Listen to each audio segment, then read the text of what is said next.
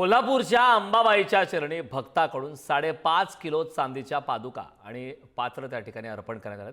अभिषेकासाठी वापरण्यात येणाऱ्या पादुका एका भक्ताकडून अर्पण करण्यात आल्या। देवस्थान समितीच्या पदाधिकाऱ्यांच्या उपस्थितीमध्ये हा कार्यक्रम पार पडलेला आहे। देवस्थान समितीच्या उपस्थितीमध्ये हा संपूर्ण कार्यक्रम पार पडलेला आहे।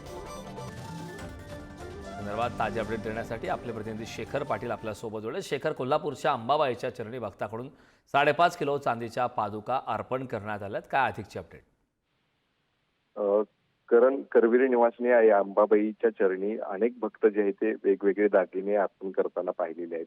आज देखील अशाच एका भक्तानं चांदीच्या पादुका आणि पात्र जे आहेत ते दान केले आहे। तब्बल 5.5 किलोपेक्षा जास्त वजन असलेलं हे चांदीचं पादुका आणि पात्र आहे, ज्यामध्ये अभिषेक करण्यासाठी हे पात्र आणि पादुका वापरले जातात। त्यासाठी त्याचा वापर व्हावा अशी त्यांनी इच्छा देखील व्यक्त केलेली आहे।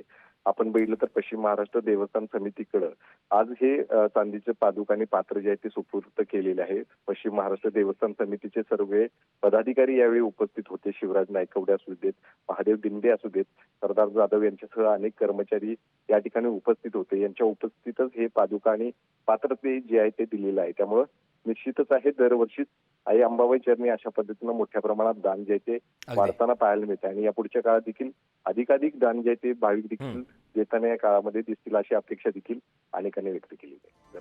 नक्कीच शेखर, खूप खूप धन्यवाद या संपूर्ण माहितीबद्दल।